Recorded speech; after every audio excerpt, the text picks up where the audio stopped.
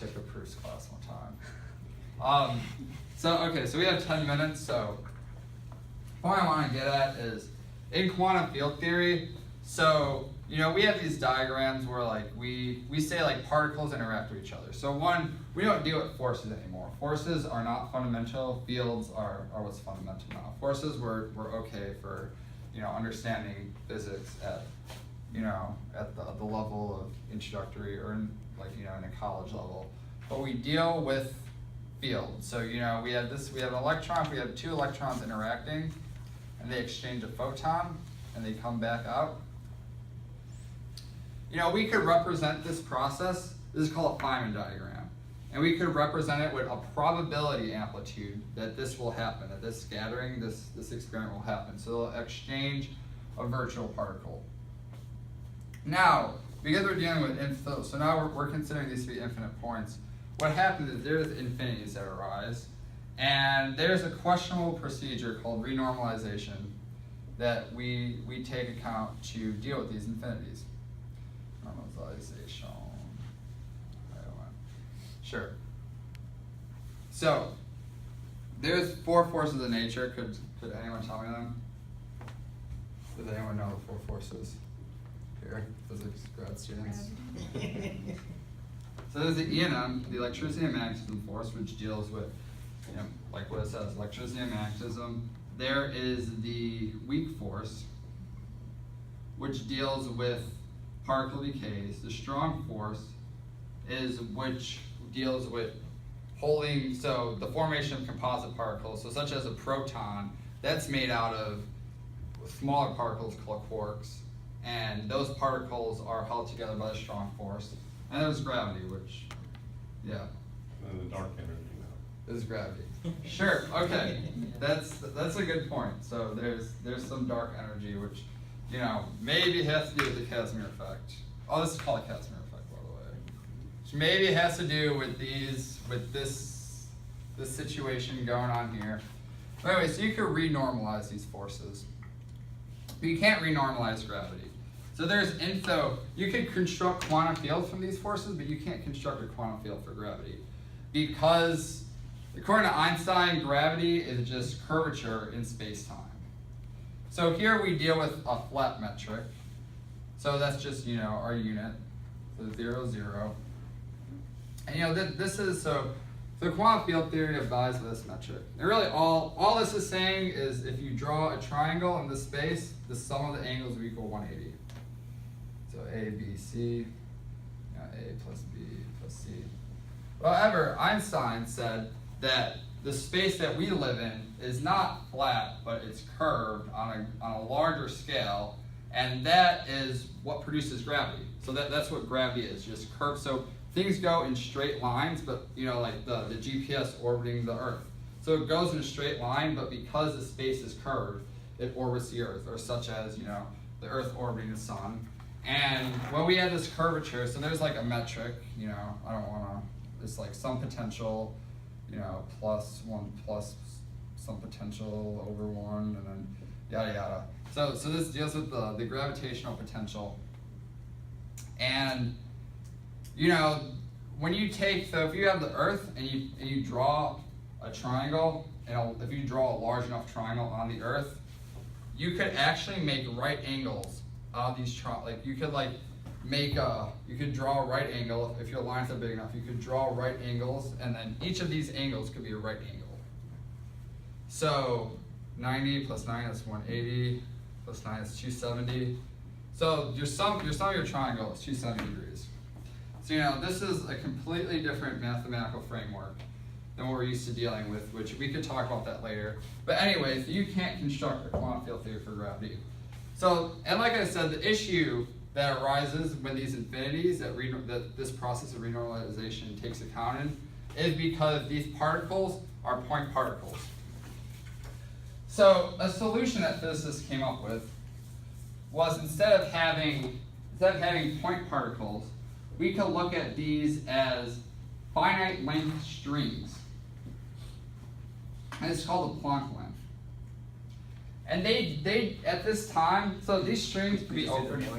Planck length. So these strings are of size of the order of the Planck length. So these are very small. So if an atom was the size of a solar system, then these strings would be the size of a tree.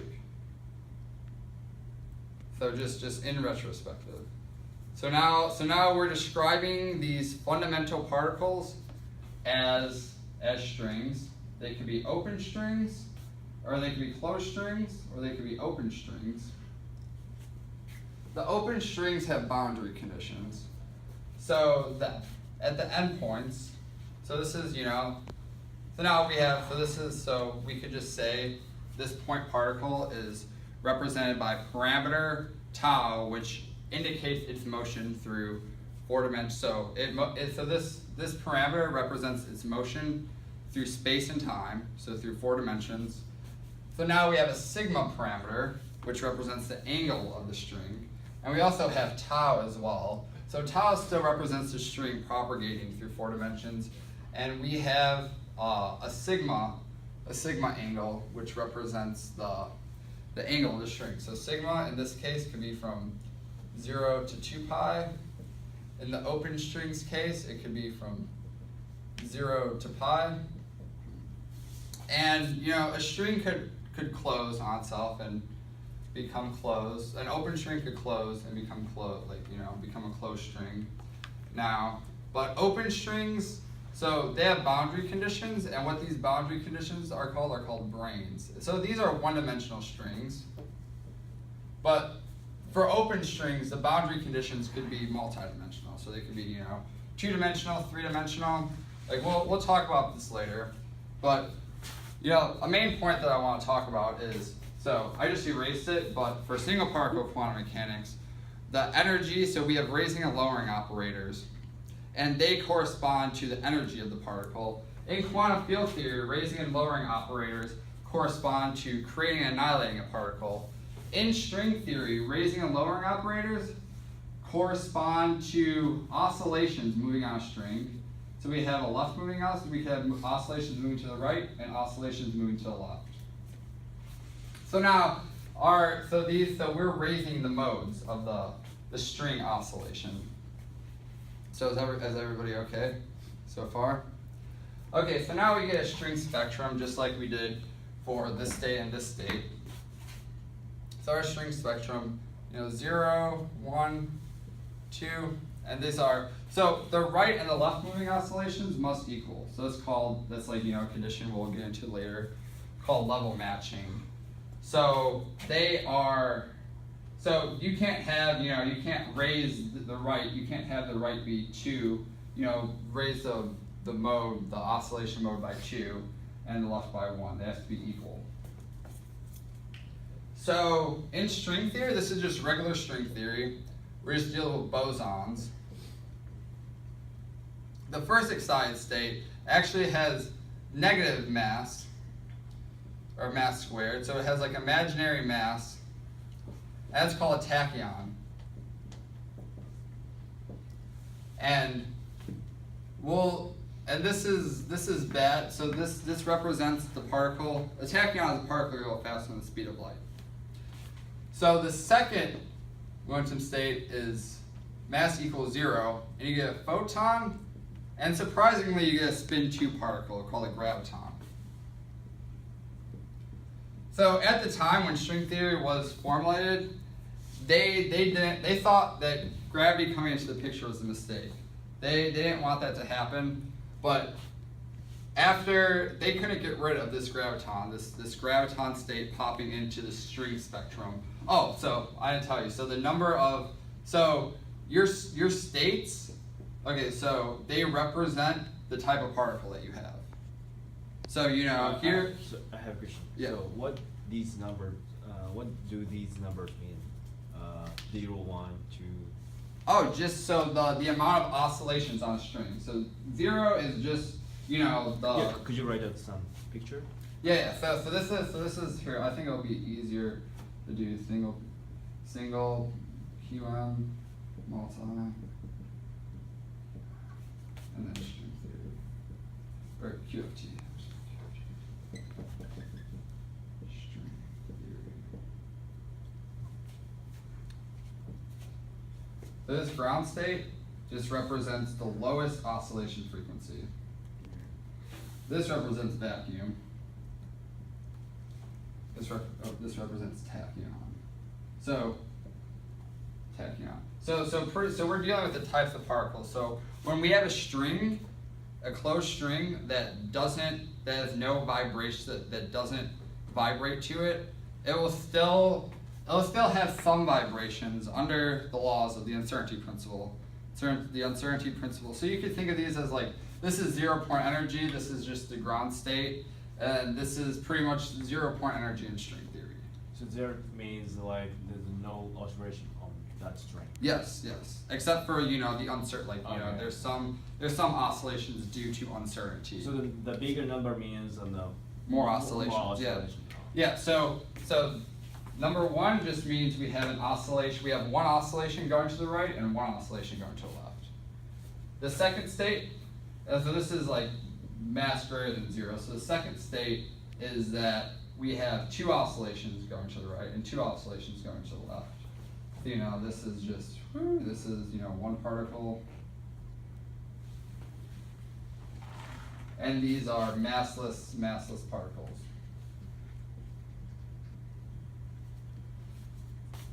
So the way a string theorist told me once that just like how electricity and magnetism, you can't have electricity without magnetism, you can't have string theory without gravity.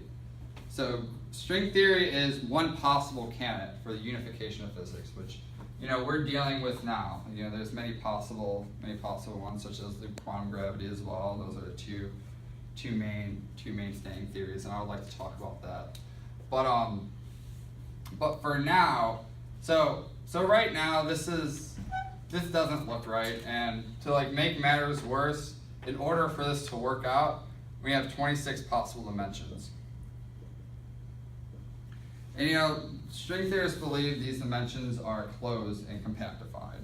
So they're really small circular dimensions that so right now I'm passing through 3 large dimensions, time being the 4th dimension, and the other dimensions are small circular dimensions.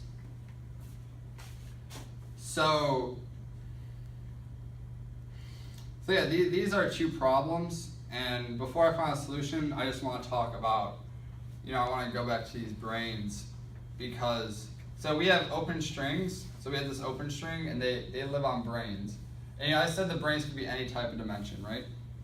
Or here, we'll just have, instead of having 2 branes, we'll just make it simple and make 1 brane. So if this brane is 3-dimensional, then the string could fluctuate in 23 other dimensions. If this is 4-dimensional, the string could fluctuate in 22 other dimensions. So the string and the brane is a part of the particle description. So, so strings and branes there. So brane is just a way of representing the particle. And so how we get charge is, if we want an electron to be on here, then we equip it with just like the brane holds the gauge field or holds the electromagnetic field. Right now we're not dealing with fermions because we have bosons and we have these issues to come up with. So a way to settle these issues is to apply something called supersymmetry to string theory. So I personally don't understand supersymmetry that well, so I hope that we move along in the course so I can start talking about superstring theory, talk about supersymmetry, but pretty much it's just a symmetry in nature which relates every boson to every fermion.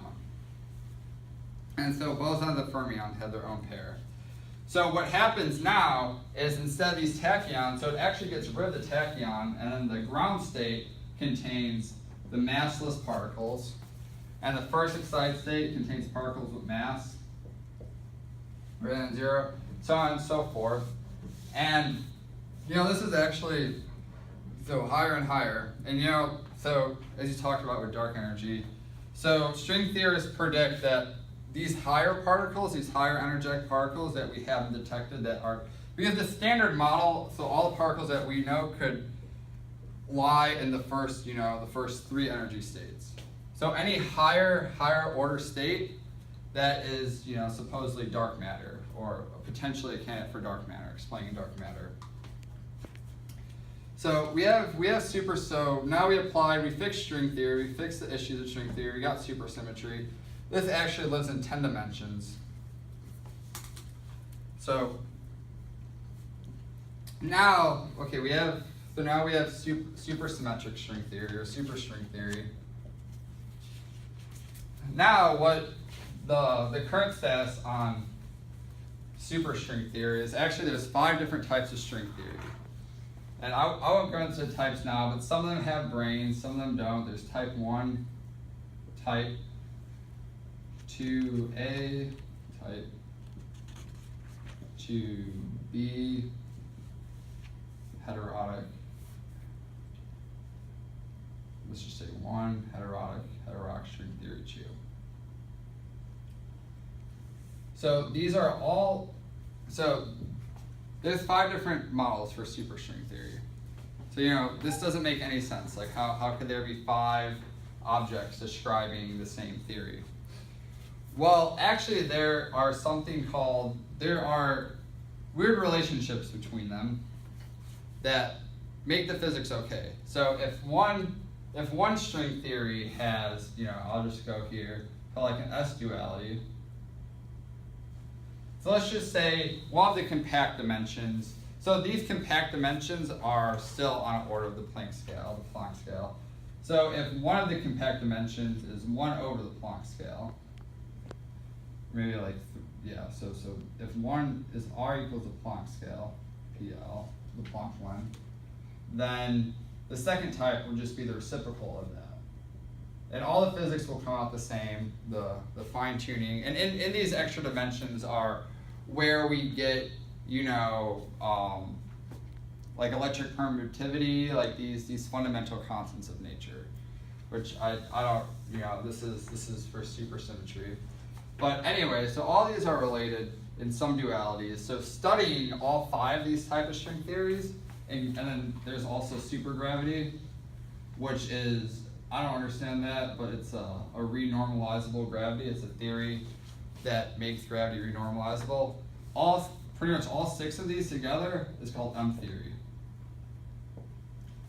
So when you hear M theory, it's just studying all 5 like, you know, finding pretty much the ultimate, the master theory. But in this course, I would, you know, we're just gonna go over quantum field theory and then bosonic string theory.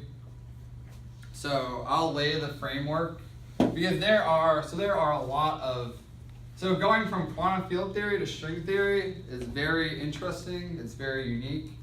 They have a lot of the similar properties. So it's a very smooth transition from quantum field theory to string theory.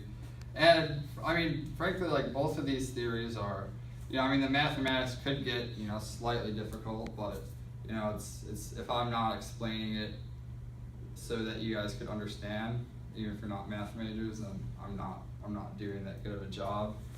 So yeah, fortunately we could bypass a lot of the deep mathematics. I'll still write them on the board, so people who are into mathematics could then go back and, you know, take a look. There's like different types of algebra, like Horace algebra, and just like a bunch of things that I can't pronounce. But yeah, so we're pretty much gonna be talking about scattering processes. We're talking about, you know, the equation of motion for a string, how 26 dimensions come about, how gravity works in string theory, because if we have, so you know, I talked about like different metrics, how the quantum field theory can't handle a curved metric. So if we propagate a string through space-time, what ends up happening is it perturbs space-time itself, and then its perturbations to the metric satisfy Einstein's field equations, which, you know, we'll take a class to do that. So string theory goes from, you know, quantum field theory and includes gravity, and another subject that I'm interested in is loop quantum gravity, and that starts off with general relativity and tries to induce these, tries to make these variables quantum mechanical operators. So it goes from there. But yeah, we should have, I mean, the reason why I brought this up, the reason why I brought it up is we should have time to, take class to discuss superstring theory / M theory for this. Or if anybody has anything interesting they'd like to say, we could talk about the Casimir effect a lot if you guys found that interesting or whatnot. Does anybody have any questions? Yeah. How do you spell that H1? Oh, heterotic. Heterotic, thank you. H-E. I actually don't, my spelling's